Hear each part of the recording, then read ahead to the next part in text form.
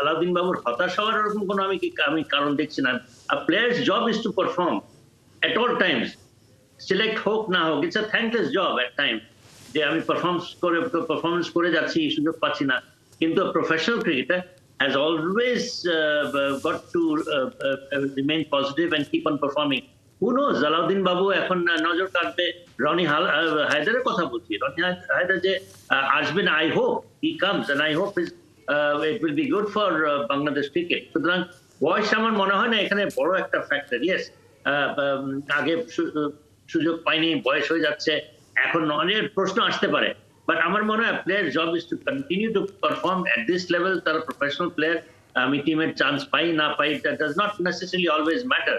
কারণ টিমের ফরমেশনটাও তো দেখতে হবে, আরো অন্যান্য প্লেয়ারও তো আছে। আমি ভালো খেলেছি বলে আমি আসবই। আহমেদ, আমরা কি প্লেয়ারদেরকে সেই জায়গাটা করে দেই? আমরা তো ভারতের দিকে যদি তাকাই, মানে সবসময় আমরা আসলে ভারতের দিকেই তাকানোর চেষ্টা করি। তাদের আসলে কয়জন, 11 জনের বাইরে তো তাদেরও সুযোগ দেওয়ার সুযোগটা থাকে না। কিন্তু তাদের দেশে এত এত ঘরোয়া টুর্নামেন্ট, কোথাও না কোথাও কেউ না কেউ পারফর্ম করছে, বছর জুড়ে পারফর্ম করে যাচ্ছে।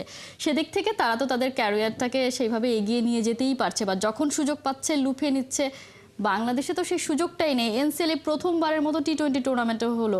আমরা সব সময় বলে আসছি যে বিপিএল এর বাইরেও একটা ঘরোয়া টি-20 টুর্নামেন্ট দরকার টি-20তে সাস্টেনেবল সাকসেসের জন্য। সেখান থেকে প্রথমবারের মতো হলো। তো ক্রিকেটাররাও তো সুযোগ পাচ্ছে না।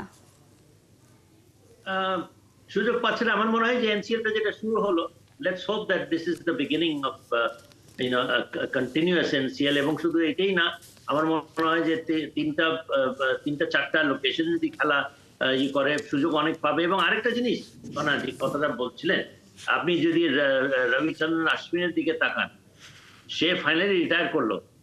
One of the highest wicket takers in Indian cricket, in world cricket, one of the best all-rounders in the world. সে তো রিটায়ারমেন্টে চলে গেল, সে তো সুযোগ পায়নি বলে রিটায়ারমেন্টে চলে গেল। সেও তো সুযোগ পায়নি।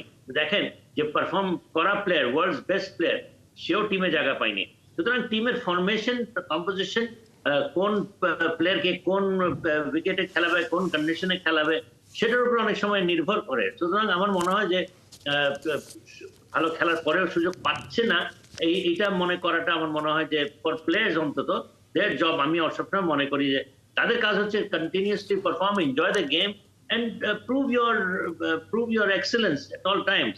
সুতরাং আই ডোন্ট থিঙ্ক আলাউদ্দিন বাবুর কোনো সুযোগই থাকবে না, তা না। এন্ড আমি Roni Haider, I tell you, Roni Haider is going to come back to the national team.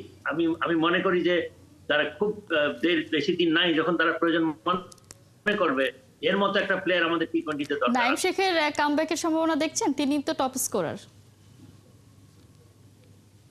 Well,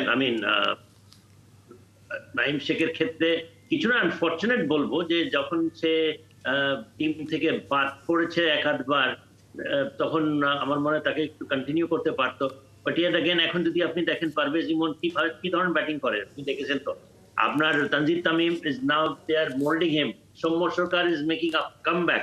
হয়তো ইমিডিয়েটলি নাইম শেখের আমি কোনো জায়গা দেখছি না, তবে সিলেক্টরের অ্যান্টেনার মধ্যে থাকবে। এবং তার কাজ হচ্ছে যে সে যেরকম খেলে, he is essentially a T20 player, সে যদি কন্টিনিউ করে যায়